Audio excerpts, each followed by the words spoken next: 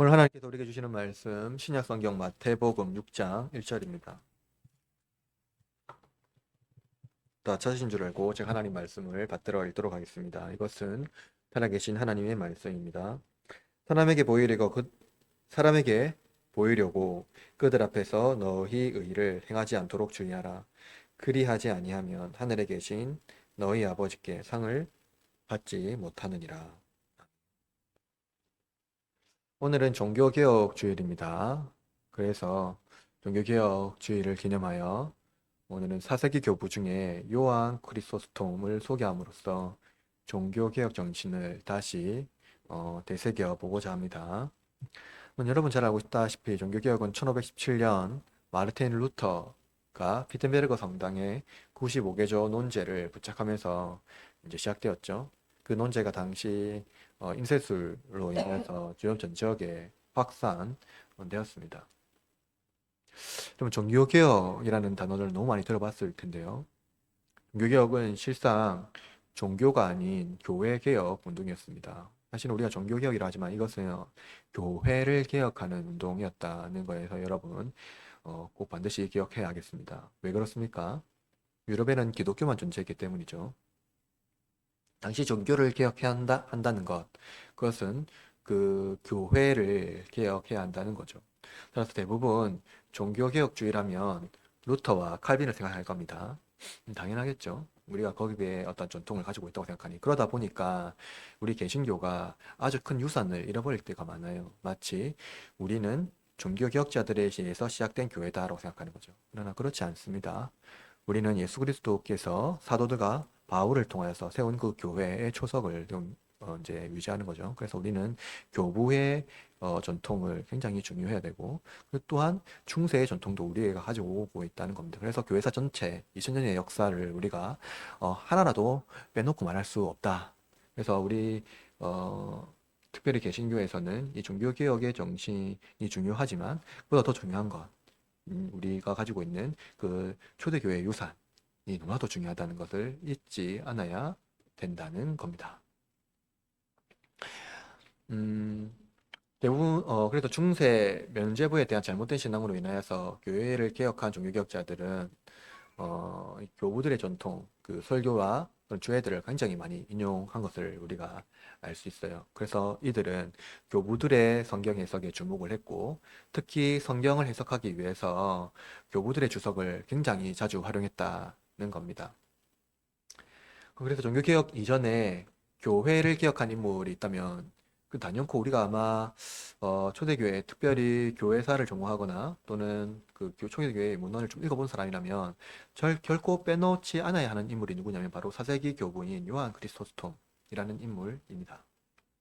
그는 313년 콘스탄티누스에 의해서 기독교가 공인되었죠. 그 이후에 기독교 공인이 된 이후에 출생한 인물입니다.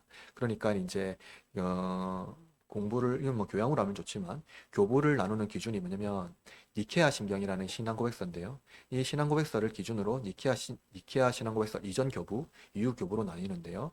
바로 이완 그리스도스는 바로 그 이후 교부의 한 사람이라는 겁니다. 그러니까 교회가 힘을 얻었을 때 출생한 인물이라는 거죠. 그리고 그는 또 380년에 데오도시우스가 기독교를 국교화함으로써 기독교가 로마 제국의 유일한 종교가 되었고, 동시에 교회에 뭐가 됐습니까? 부와 명예가 들어옴으로써 교회가 이제 세상의 어떤 중심에 위치했을 때 그 주교로 있었고요. 그리고 이제 그때 그 교회를 개혁한 인물이 바로 요한 크리소스톰이라는 겁니다. 짧게 요한의 인생을 소개하면 이렇습니다. 그는 349년경에 안디옥이라는 지역에서 이제 출생했거든요. 성경에 나오죠? 시리아 안디옥. 바로 그 지역입니다. 당시 이 안디옥은요, 지금 시리아인데 굉장히 상업적인 도시였고요. 대도시였습니다. 안디옥이 대교구 중에 하나, 5대교구 중에 하나였거든요. 그래서 동방의 주요 도시였고요. 그는 부유한 가정에서 태어났고 기독교인 어머니 아래에서 신앙을 물려받았습니다. 이 당시 고등교육을 받았었는데요. 이 사람, 이 요한은요. 입법 변호사 혹은 황실 행정관 대로가 있습니다. 굉장히 유능하고 아주 또 부유하고 굉장한 어떤 직업과 그 권위를 가지려고 이제 고등교육을 받았던 사람입니다. 그래서 이 사람은 수사학과 변증학에 능한 어떤 그 뭡니까 연설에 능한 인물이었다는 거죠. 그런데 그가 갑작스러운 변화를 겪는데요. 바로 독고 수도 생활 했던 그 수도사를 통하여서 수도사들의 어떤 그 뭡니까? 그 경건함과 어, 그 수도사들의 그 삶을 보고 동경함으로써 그 삶의 변화를 일으켰습니다. 그래서 그는 짧은 독고 수도 생활을 하였고요. 경강이 급격히 나빠져서 안디옥으로 돌아와 집사로 임명되었으며 주교를 도와서 교회를 섬겼다는 겁니다. 그런데 그러던 중에 요한이 386년 데오도시우스가 국교화한 이후죠. 한 이후에 사순절 주교로 임명되어서 안디옥 교구를 점령하는 주교자에 앉게 됩니다. 12년간 안디옥 주교로 섬겼고요. 또 800년 800편 정도 남아있는 설교 대부분 남겼던 시기가 바로 그 시기였습니다. 요한은 주교를, 올라면 주교란 말하는데요. 그러니까 목사죠. 영혼의 의사라고 생각했습니다. 특히 그는 덕스러운 삶은 신자의 의지가 중요한 동력으로 생각했습니다. 요한은 인간이 의롭게 되기 위하여 은혜뿐만 아니라 인간이 자발적으로 욕망에 사로잡힌 삶을 살지 않도록 행동해야 한다고 생각했던 것이죠. 그러니까 은혜뿐만 아니라 그 은혜에 받은 자가 어떤 삶을 살아야 되는지 굉장히 중요하게 다루었던 인물이 바로 이 요한입니다. 그래서 이제 교회를 개혁한 인물이죠. 아마도 이것은 그의 수도적 삶에서 비롯된 것 같습니다. 종종 우리는 믿음이 자동적인 현상으로 오해하는 경우가 있어요. 특별히 개신교 신앙 중에 믿음이 우리의 삶을 그냥 자동적으로 의롭게 되었기 때문에 변화된다고 생각하는 경우가 있는데 오직 은혜, 오직 믿음을 그런 식으로 이제 이해하는 거죠. 그런데 여러분, 그것은 잘못된 겁니다. 왜냐하면 자동적인 현상이 아니라는 거예요. 그리스도께서 우리를 위하여 순종하신 그 행위에 근거한다는 것을 잊어서는 안 됩니다. 그러니까 예수님께서 자신의 생명을 바쳐서 순종하셨잖아요. 그 순종하신 목숨을 건 순종에 우리가 그 믿음이 근거한다는 것을 잊어서는 안 된다는 겁니다. 따라서 우리가 그리스도와 연합되어 그리스도와 함께 죽었고 살았다면 우리는 온 마음과 온 힘을 다하여 의의 삶을 살도록 실천해야 한다는 거죠. 그것을 아주 강력하게 말했던 인물이 바로 종교개혁자 이전에 요한 크리소스톰이라는 인물이라는 겁니다. 따라서 오늘 요한 크리소스톰 가르침 안에서 개혁, 우리의 영혼을 치유하는 것이라는 주제로 함께 은혜를 누리기를 바랍니다. 먼저 대부분 사람들은 선한 행동을 통해서 의로운 자리에 앉으려고 하죠. 만약 여러분 중에 누군가가 선을 베풀었는데, 그죠? 당신이 만약에 선을 베풀었는데 감사를 표하지 않는다면, 그죠? 다시 그 사람에게 선을 베풀려고 하겠습니까? 쉽지 않겠죠? 쉽지 않을 겁니다. 선을 베푸면 우리는 이에 대한 합당한 보상을 받아야 한다고 생각할 겁니다. 그것이 무엇이든 간에요.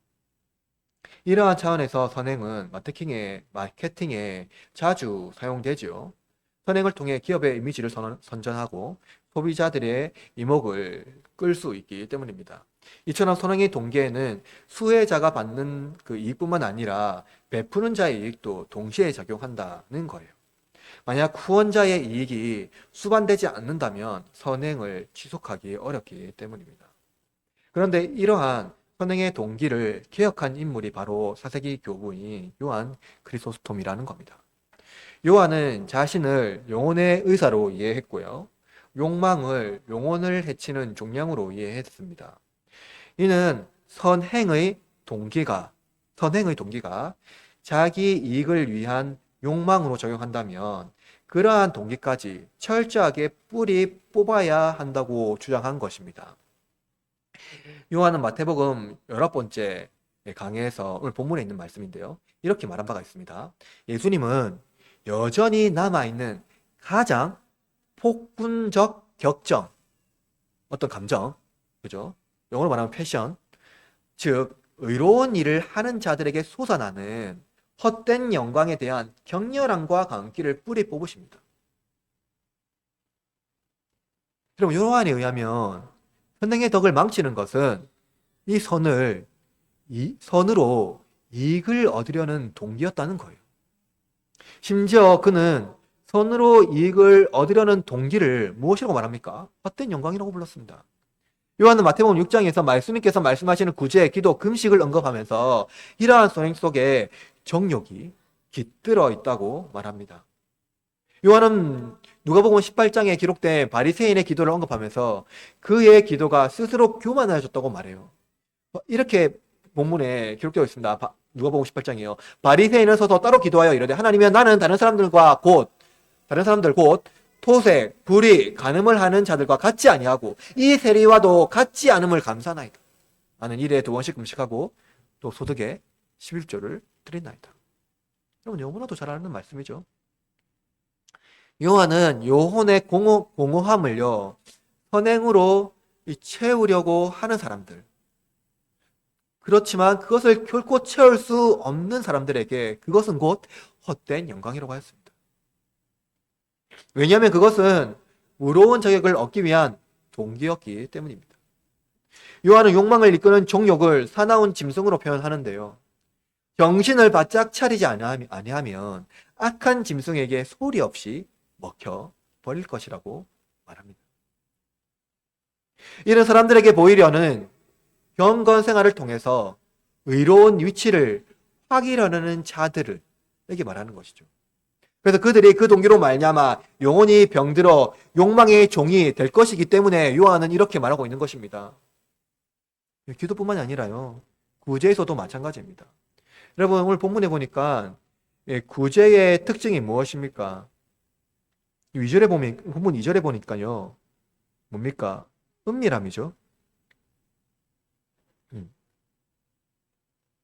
모르게 하는 것입니다. 예수님은 너는 구제할 때, 3절에 보니까 너는 구제할 때 오른손이 하는 것을 왼손이 모르게 하여 내 구제함을 뭐라고 합니까? 은밀하게 하라. 그죠? 그래서 예수님 말씀하시는, 성경이 말씀하시는 구제의 특징, 라고 한다면 그것은 은밀함이라는 거예요. 그런데 요한은요, 구제를 목회적으로 변화시켜서 다른 방식으로 접근해요. 그럼 사람들 앞에서 구제하는 사람들이 그들에게 보이려고 하지 않을 수도 있고요, 사람들 앞에서 보이려고 할 수도 있기 때문입니다. 근데 요한이 그렇게 말한 이유는요, 하나님께서 구제하는 사람에게 보상을 주시는 이유가 행위 자체에 있는 것이 아니라, 그러니까 그 구제하는 그 행위 자체에 있는 것이 아니라 의도를 보시고 판단하시기 때문이라는 거예요. 요한은 이렇게 말했어요.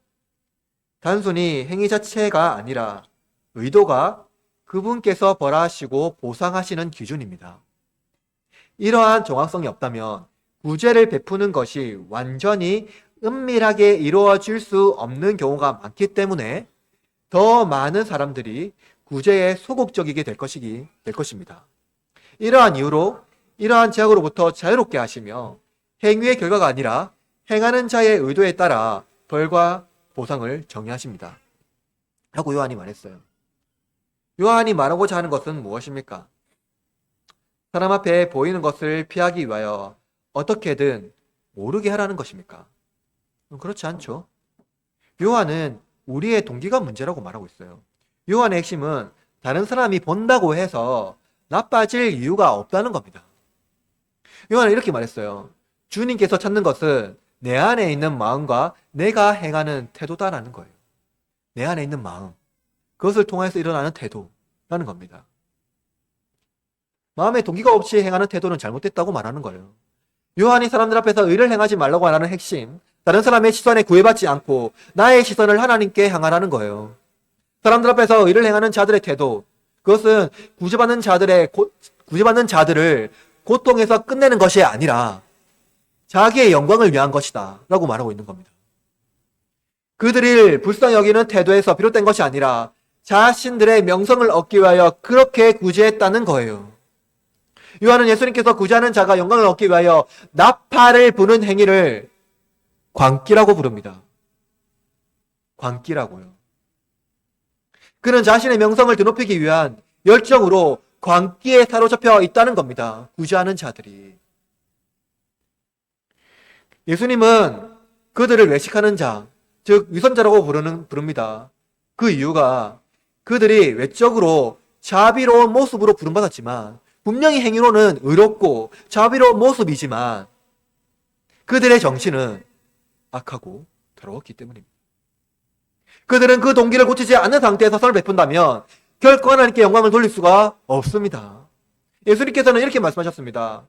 이에 같이 너희 빛이 사람에게 비치게 하여 그들로 너희의 착한 행실을 보고 하늘에 계신 너희 아버지께 영광을 돌리게 하라. 그럼 말씀을 보십시오. 여러분 잘 아는 말씀이죠. 여러분 예수님이 뭐라고 하셨습니까? 사람 앞에 보이지 말라고 했습니까? 사람 앞에 서라고 했습니까? 예수님은 사람 앞에 비치게 하라고 했어요. 사람 앞에라고 말씀했습니다. 이것은 무엇입니까? 사람 앞에 있던 그게 아니던 즉 보이던 보이지 않던 상관없이 하나님께 영광을 돌리는 의를 베풀라. 손을 베풀라는 겁니다. 그러므로 헛된 영광을 위하여 의를 행하지 말고 하나님의 영광을 돌리기 위하여 의를 행하라는 겁니다. 너의 동기로부터 마음으로부터라는 겁니다. 요한은 또렷한 목표로 구제를 추천하라고 말하는 거예요. 이것은 내가 베푼 그 사람 혹 그 행위에 집착하지 말고 나에게 구제하라고 말씀하신 하나님께 집중하라는 겁니다. 그것은 나의 선행을 이웃에게 숨기는 방법이라는 거예요. 이를 위하여 요한은 지상에 얻는 영예와 하나님께 얻는 영예를 대조하여 말합니다. 요한이 이렇게 말했어요. 들어보십시오. 내가 무엇을 원하느냐? 무슨 일이 일어난 것을 구경하는 사람을 원하느냐? 그리고 만일 내가 사람들로 구경꾼을 가지길 원한다면, 내가 하는 일에 대하여 구경꾼을 가지길 원한다면, 하나님은 적절할 때에 이 소원조차 빼앗지 않고 더 풍성하게 주신다. 왜냐하면 만일 내가 지금 과시하려고 한다면 단지 10명, 20명 혹은 100명에게만 할 수 있을 것입니다. 그러나 만일 내가 지금 숨기려고 애쓴다면 하나님께서는 친히 온 우주 앞에서 너를 선포하실 것입니다. 그러므로 무엇보다 만일 사람들에게 내 선행이 보여지길 원한다면 지금 그것을 숨기십시오. 그러면 모든 사람들이 더욱 존경하는 마음으로 당신을 바라볼 것이고 하나님께서는 당신의 선행을 드러내실 뿐만 아니라 칭찬하시고 모든 사람들 앞에 선포하실 것입니다. 여러분, 개혁은 우리 내면의 동기로부터 하나님께 집중하는 거예요. 오직 믿음으로 구원을 얻는다는 종교개혁자 루터와 칼빈의 가르침은 믿음으로 구원을 받았으니 선행은 필요 없다는 것이 결코 아닙니다. 요한 크리소스톰은 그들에게 큰 선생이었습니다. 우리의 내면의 동기를 개혁하십시오.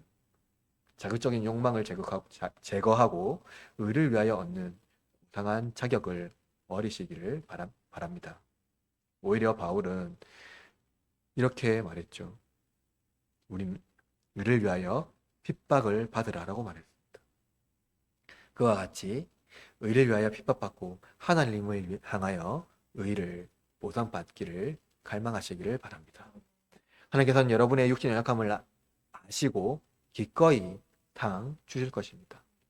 둘째로, 그렇다면 여러분, 하나님 앞에서 행하는 것은 무엇일까요? 요한은 선을 행하려는 우리의 동기에서부터 회개하여 자기 의를 높이려고 하지 않고 하나님의 영광을 위하여 의를 실천하라고 말하였습니다. 이처럼 요한의 성경 해석의 가장 큰 특징은 인간의 욕망을 하나님께서 어떻게 제거하는지 보여주는 겁니다. 인간의 욕망, 그것은 격한 감정, 광기, 심지어 마음의 부패를 일으키죠. 요한에 의하면 이러한 것들은 이성의 파괴로 말미암아 영적인 파탄에 이르게 한다고 말했습니다. 잘못된 생각을 일으키는 거죠. 영적인 파탄, 그것은 무엇입니까? 판단의 오류를 일으키므로 잘못된 행동을 실천하게 합니다. 이러한 영적인 판단은 대부분 불순종, 교만, 게으름, 나태, 방종 등으로 나타나지만 종종 선한 행동으로 나타나기도 합니다. 본문에 있는 기도, 구제, 금식이 대표적입니다. 이러한 행동에서 가장 큰 영적인 파탄은 자기 일을 위하여 경건한 생활을 유지하는 겁니다. 이들은 하나님의 영광을 위하여 경건 생활을 한다고 하지만 실상 그 동기는 자기 의를 위하는 것입니다. 그렇다면 여러분, 종교개혁과 호람대오는 어떤 관련이 있을까요? 종교개혁과 하나님 앞에서는 어떤 관련이 있을까요? 하나님 앞에서 의롭게 된다는 것. 그것은 중세시대에도 중요한 개념이었습니다. 신자들은 하나님 앞에선 그리스도의 십자가를 의지하여 자신의 불의함을 회개하고 하나님 앞에서 의를 얻기를 간구했습니다. 실제로 중세인에게 가장 중요한 것은 신앙이었죠. 중세인들은 복음 안에서 반성과 같은 탄탄한 신앙 위에 서 있는 사람들도 있었습니다. 그러나 대부분 불안정한 상태에 놓여 있었죠. 왜냐하면 중세 시대의 유명론이라는 이 철학적인 개념이 있는데요. 이 영향으로 어렵습니다만 들어보십시오. 보편자의 이름만 존재할 뿐 개별자가 추측이 된다는 사상이 발전했기 때문입니다. 즉 어떤 보편의 개념이 아니라 각각 개인이 중요하다고 여겨졌던 세계였기 때문입니다. 철학적 개념이라 어려울 수 있지만 이러한 영향 때문에 어떻게 발전되었냐면 인간 개인이 최종적인 은혜를 얻는 데 있어서 하나님의 은혜가 우선적으로 주어지지만 동시에 인간의 무엇이 강조되었냐면 인간의 책임이 강조되었던 시기였기 때문이죠. 여러분도 잘 알고 있겠지만 여러분 신앙이 믿음만 강조된다면 상대적으로 인간의 책임이 약화될 수 있다는 것 여러분 알고 있을 겁니다. 믿음만 강조되면 상대적으로 책임이 약화될 수 있다는 거예요.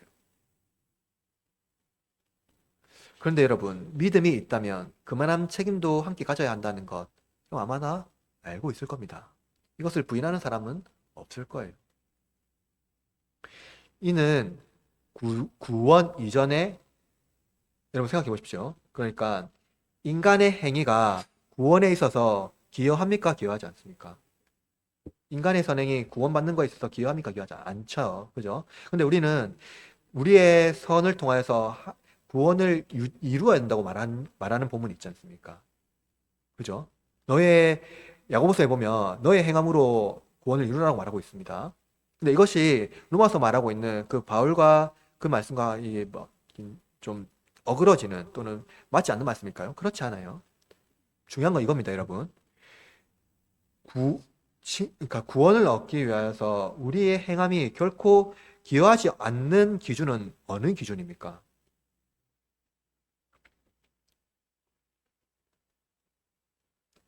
구원 이전에, 그죠? 예수 그리스도 안에서 우리가 구원받았다는 그 믿음이 이전의 행위가 관련 없다는 것이지. 구원 이후에 우리의 행위가 관련 없다는 것을 말하는 것은 결코 아니라는 거예요. 이것을 오해하고 중세를 무조건 비판하면 안 된다는 겁니다. 여러분, 잘 생각해 보십시오. 중세 시대 모든 사람이 세례를 받았어요. 그러므로 이들은 세례 이후에 인간의 책임이 강조되는 것은 당연했습니다. 모든 신자가 세례를 받음으로써 자기 삶에 대한 책임을 지고 성실하게 하나님의 영광을 위하여 의로운 삶을 실천해야 했다는 거예요. 그런데 여러분 생각해봐요. 왜 이것이 종교개혁을 일으킬 만큼 큰 문제가 되었을까요? 사실 그것은 그 시대에 당연한 것이었는데요. 이것은 믿음이 먼저인가 사랑이 먼저인가라는 질문에서 시작된다고 할 수가 있습니다. 여러분 믿음은 모든 것의 진리이며 최고의 선을 실현하는 동기입니다. 사랑은 이 진리와 선을 실현하기 위하여 올바른 삶을 살도록 하는 실천이라는 거죠. 둘 다 먼저라고 할 것 없이 균형을 유지해야 됩니다. 그런데 중세시대에 올바르게 살아가는 것을 최고의 동목으로 삼았다는 거예요. 올바르게 살아간다는 뜻에서 살아간다면 그 사람은 의를 기초하여 구원을 받을 가치가 있다고 여겨졌기 때문입니다. 이러한 사람들은 신자들의 존경이 대상이 되었고요. 이후에 성자로 추앙받기까지 했습니다. 이것이 발전하면서 하나님께서 인정할 수 있는 존재가 구원이 당연시되는 결과를 맞이하게 되었다는 거예요. 이것을 신학적일 뿐만 아니라 그들의 어떤 교회의 행정적으로 발전시켰기 때문입니다. 그것을 통해서 교회의 어떤 부를 추척했기 때문이라는 거예요. 여러분 중세 시대에 인간의 성향, 그죠? 성향과 행동은 같다고 보았어요. 무엇이냐면 인간이 그렇게 행동하는 이유는 그 성향이 그렇기 때문이라고 생각했기 때문입니다. 그런데 이러한 여러 가지 생각과 사상이 서로 얽히면서 성향이 아니라 행동이 결국 구원의 결정적인 역할을 한다고 주장하기에 이르렀고요. 이것이 중세시대의 신학에 결정적인 영향을 주게 된 것입니다. 여러분, 그렇다면 여러분, 성향은 무엇입니까? 그것은 요한 크리소스톰이 말하는 동기 혹은 마음가짐입니다. 인간은 타고난 성향이 있다고 말하죠.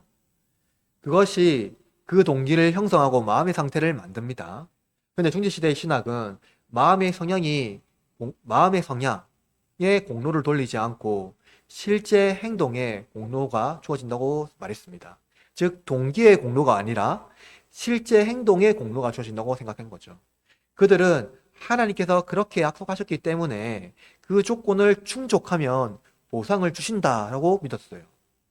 그러니까 하나님께서 해라는 그 일들을 하면은 그것을 충족하면 보상을 주신다라고 믿었다는 겁니다.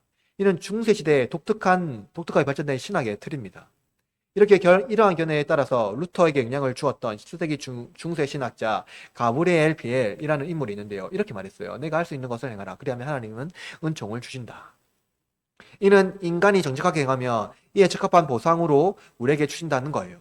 그런데 루터는 이러한 공로가 펠라기우스 사상이라고 반박하면서 합당한 자격이 있는 자에게 선물을 주어진다는 원리를 배격합니다. 루터에 의하며 하나님의 은혜는 단번에 주어졌다고 말하죠. 단번에요. 인간은 지금이나 미래나 심판 때 하나님의 은혜를 이끌어내기 위해 할 수 있는 일이 있거나 혹은 해야만 일이 전혀 없기 때문이라고 루터는 주장했습니다. 그죠?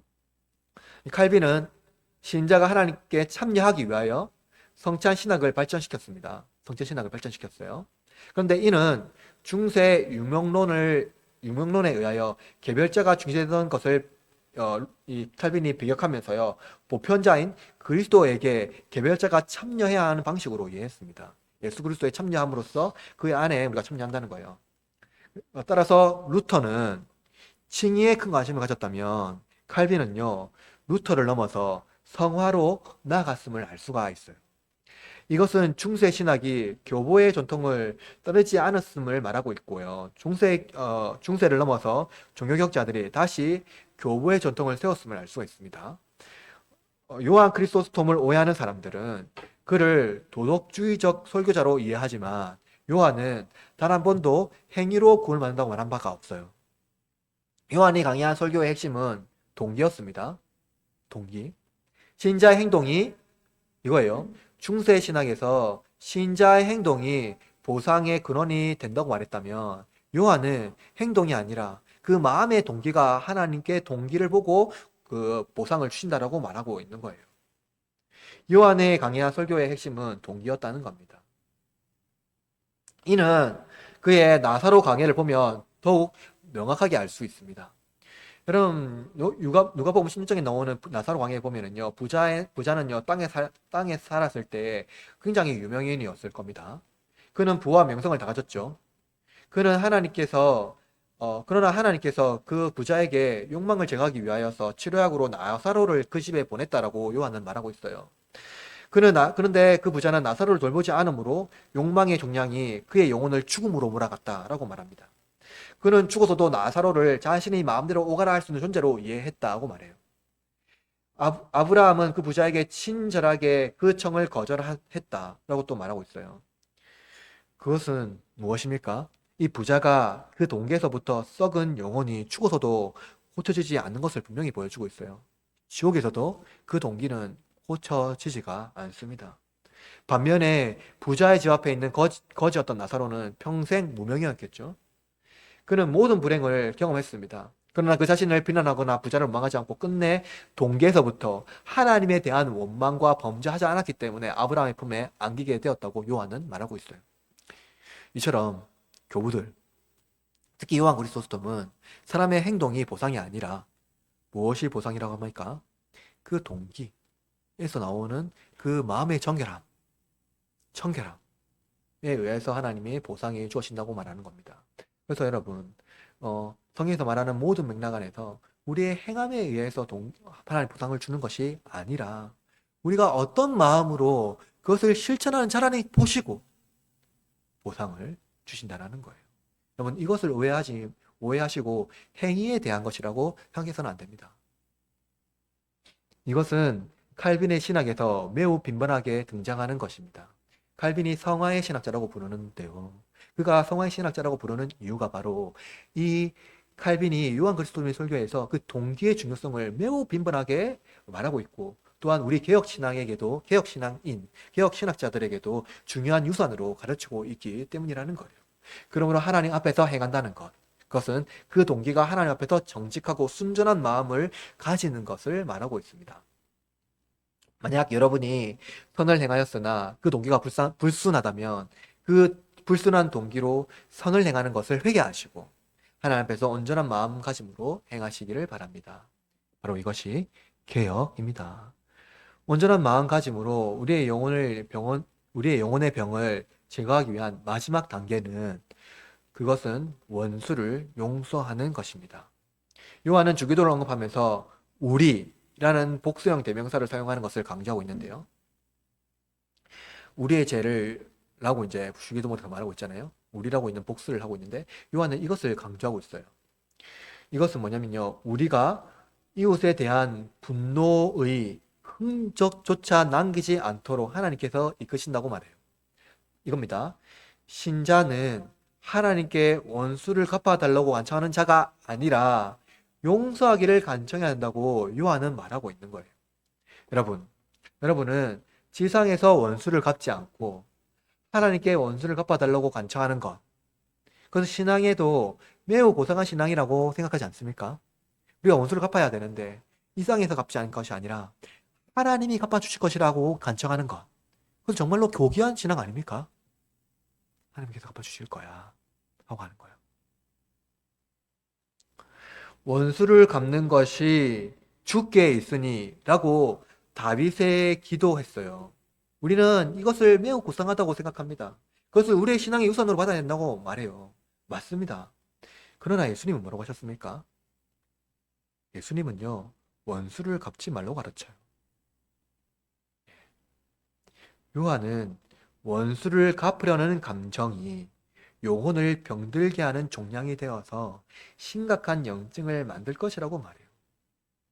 하나님은 격한 감정을 쏟아부으며 황소가 콧김을 뿜으며 충혈된 눈으로 원수를 바라보는 자들에게 화를 멈추도록 이끄신다 라고 말합니다. 우리의 내면이 서로 불화를 일으켜 어떻게 하면 원수를 갚을지 궁리할 때 하나님은 원수 갚는 것을 내게 맡기라고 말씀하셨어요. 그러나 여러분, 예수님이 세상에 오시고 난 후에 하나님은 원수를 갚지 말고 용서하라고 말해요. 여러분, 예수님 보십시오. 그는 자신을 학대하고 배신하고 모든 모욕과 심각한 폭력을 당했음에도 불구하고 자기 원수에 대한 적개심을 한순간도 나타내지 않았습니다. 예수님은 원수에 대한 어떤 분노나 원망 혹은 원수를 갚으려는 마음을 조금도 가지지 않고 오히려 원수에 대한 긍휼한 마음을 여기셨습니다. 요한은 이렇게 말합니다. 하나님께서 우리에게 짧고 쉬운 구원의 길을 주셨으니 이는 모든 수고로부터 자유로운 길입니다. 우리를 괴롭게 하는 자를 용서하는 것이 무슨 수고이겠습니까? 오히려 용서하지 않는 것이 수고이며 원한을 품는 것이 수고입니다. 분노로부터 벗어나는 것은 우리 안에 큰 상쾌함을 가져다 주며 기꺼이 용서하려는 자에게는 매우 쉽습니다. 요한이 이렇게 말하는 이유. 분노라는 감정이 오히려 우리를 장악하여 우리의 영혼을 변들게 하고 더욱더 우리를 수고롭게 만든다는 겁니다. 오히려 거기서 자유롭게 하는 그러한 감정이 우리의 영혼을 상쾌하게 할 뿐만 아니라 평안하게 해준다는 거예요. 요한은 분노라는 감정, 그것이 우리의 영혼에 치명상을 줄 뿐 아니라 노예의 근성을 가지게 한다고 말해요.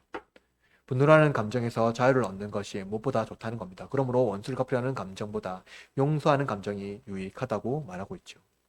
여러분, 원수를 용서한다는 감정이 유익하다는 것은 복수의 감정이 결코 영적인 우리에게 유익하지 않다는 겁니다. 복수하지 않고 그에게 오히려 친절을 베풀 때 그는 베풀 받은 자들은 오히려 종이 될 것입니다. 오히려 그들이 용서한 자의 관당을 보고 굴복될 것입니다. 예수님을 바라보십시오. 그리고 예수님을 닮으십시오. 우리의 목적은 구원을 얻는 것이 아니라 예수님을 닮는 것입니다. 종종 우리는 칭의에 머물지 않고 확신이라는 기독교적 언어 때문에 삶에 대한 궁극적인 책임 혹은 선을 베풀려는 의지를 실현하지 못할 때가 많습니다. 이 확신이라는 언어 때문에요. 그러나 참된 신자는 예수님의 몸과 피에 참여합니다. 예수님께서 우리 안에 거하시고 내가 그 안에 거함으로써 우리는 죽고 그리스도로 사는 사람이 바로 신자입니다. 그러므로 우리는 그리스도 안에서 그분의 말씀을 따라서 예수님을 닮아가기 위하여 의를 실천해야 합니다. 참된 믿음은 참된 행함에서 나온다는 것을 잊어서는 안 된다는 거예요. 무엇보다 요한 그리스도스톰은 이렇게 말합니다. 여러분이 은혜로만 하나님의 자녀가 되는 것이 아니라 행위로도 그렇게 되어야 합니다. 여러분, 이 말씀을 잊지 마십시오. 우리는 은혜로 구원받은 사람입니다. 오직 은혜. 종교개혁의 중요한 가르침은 은혜로 얻은 구원은 은혜로 남은 여생을 살아가야 한다는 겁니다. 은혜 받은 종이 은혜를 베푼 주인의 뜻을 거스르겠습니까? 하나님의 말씀을 따라서 예수님을 닮기 위하여 여러분 내면에 있는 모든 악덕을 제거하고 의와 미덕을 실천하시기를 바랍니다. 이웃에 대한 적개심을 제거하고 예수님께서 용서하신 그 사랑을 가슴에 새기십시오. 여러분의 감정이 그리스도의 감정과 점점 닮아갈 때 진정한 그리스도의 형제이며 하나님의 자녀가 될 것입니다. 그러므로 여러분, 참된 신자는 나의 내면에 있는 갈등을 자극하고 분냉과 분열과 시기와 질투, 그리고 다툼과 복수심과 적개심으로 영혼의 동요를 일으키면 안 됩니다. 여러분, 오늘날 사회는 어떠한가요? 침묵하고 동조하라고 침묵하면 동조하는 것이라고 말하는 신자들이 있습니다. 사회가 기독교를 공격하거나 기독교에 유리한 입법을 인정하지 않을 때 침묵하면 거기에 동조하는 것이라고 말하는 신자들이 있다는 거예요. 이들은 싸우는 것이 기독교 신앙을 위한 것이라고 말합니다. 그러나 우리의 선배들은 어땠습니까? 침묵했습니다. 그것은 동조가 아니라 박해를 받는 신앙이었죠. 다만 어떻게 했죠? 변증했습니다. 여러분, 종교개혁자들이 싸우기 위하여서 개혁을 일으킨 것이 아닙니다. 참된 신앙이 뭐냐? 참된 교회가 뭐냐? 루터가 95개조 방법문이라고 말하는 것, 사실상 95개조 논제입니다. 우리가 합당하게 교회를 위하여서 또 교황이 올바르게 서기 위하여서 교황을 위하여서 우리가 한번 변론해보자는 거였어요. 싸우는 것이 아니라요. 이겁니다. 우리는 당신들이 말하는 반사회적인 시민이 아닙니다. 우리는 박해를 받되 배척하지 않고 비난을 받되 정죄하지 않으며 우리 중에 참여한 모든 사람들을 돌보고 사랑합니다. 이것이 바로 초대교회 신자들이었고요. 또 종교개혁의 정신입니다. 기독교가 공인된 후에 기독교에 대한 방을 맞았던 황제 줄리아는 로마의 종교로 돌아갈 때 로마가 다시 부강해진다고 믿었습니다. 그래서 그는 로마의 종교 제사장들에게 이렇게 말했습니다. 그리스도인의 도덕성만큼만 행하십시오. 라고 말했어요. 여러분, 로마 제사장들에게 그리스도의 도덕성만큼 행하라고 말했어요. 그것은 무슨 의미일까요? 또 이렇게 말했어요. 저 갈릴리인들은 자기 사람들의 병만 치료할 뿐만 아니라 우리 시민들까지도 돌본다고 말했어요. 여러분, 이것이 참된 기독교 신앙의 표본 아닐까요? 종교개혁의 정신 아니겠습니까? 여러분, 참된 기독교 신앙 어디에서 힘을 얻습니까? 신자는 자기 자신의 동기를 보살펴 이웃들에게 사랑을 실천하는 바로 그 의로운 행위에서 힘을 얻습니다. 하나님의 영광을 바랄 때. 초기 기독교인들은 주인과 노예가 함께 있었지만 누구도 차별하지 않고 형제자매라고 불렀죠. 오늘날 종교개혁주의를 보내는 여러분, 우리 교회는, 그리고 우리 교회 전체의 교리는 이미 개혁되어 있습니다. 교리를 개혁할 이유가 없죠. 개혁자들이 이미 교리를 개혁했고, 개혁한 것이 아니라 사실상 원천으로 돌아갔죠. 그래서 이제 여러분, 교리를 개혁할 필요가 없습니다. 교리는 지키면 됩니다. 그러나 무엇을 개혁해야 됩니까? 우리가 개혁해야 될 것은 무엇입니까? 그것은 우리의 삶입니다. 우리의 삶이 개혁되지 않으면 교회가 힘을 얻지 못합니다. 개혁의 주관자인 교회가 개혁의 대상이 된 현실에서 고통스러워하며 회개해야 합니다. 세상을 개혁해야 할 교회가 개혁의 대상이 된다면 우리는 맛을 잃은 소금이며 빛을 이뤄내지 못한 숙여진 등불에 불과하다는 것이죠. 그러므로 우리 동기를 개혁해야 됩니다. 정신을 바짝 차리고 우리 내면을 개혁하고 우리 내면에 있는 적개심을 제거해야 됩니다. 예수님께서 궁리를 여겨서 원수를 갚으려는 의지를 버리고 용서하고 그리스도의 마음을 품게 하라 말씀하신 것처럼 바로 그 마음을 품어야 한다는 것이죠. 그러기 위해서 우리는 우리 내면에 있는 욕망을 제거하고 하나님을 나의 유일한 사랑의 대상, 섬김의 대상으로 삼아야 합니다. 내 안에 있는 우상을 제거하기 위하여 우리는 끊임없이 복음적 삶, 복음을 우리 안에 내면화시키고 복음의 삶을 살아가야 한다는 것이죠. 나의 동기, 나의 의지를 붙드는 것이 아니라 하나님께서 주시는 그 마음, 그 복음으로 살아가야 된다는 것입니다. 그러므로 여러분, 우리는 칭의를 너무나도 강조하지만 칭의를 넘어서지 못하면 결코 하나님이 말씀하신 그 의로운 삶 앞에 나갈 수가 없습니다. 우리는 이제 성화로 나아가야 하기 때문이죠. 아들을 주심으로 우리를 뜨겁게 사랑하신 하나님의 그 큰 사랑 안에서 즐거워하며 기뻐하시길 바랍니다. 오늘은 종교개혁주의를 기념하여 요한 그리스도 설교와 신학이 종교개혁자들에게 어떤 영향을 주었고 또 참된 신앙은 행동이 아닌 우리의 마음의 변화, 동기의 변화라는 것을 살펴보았습니다.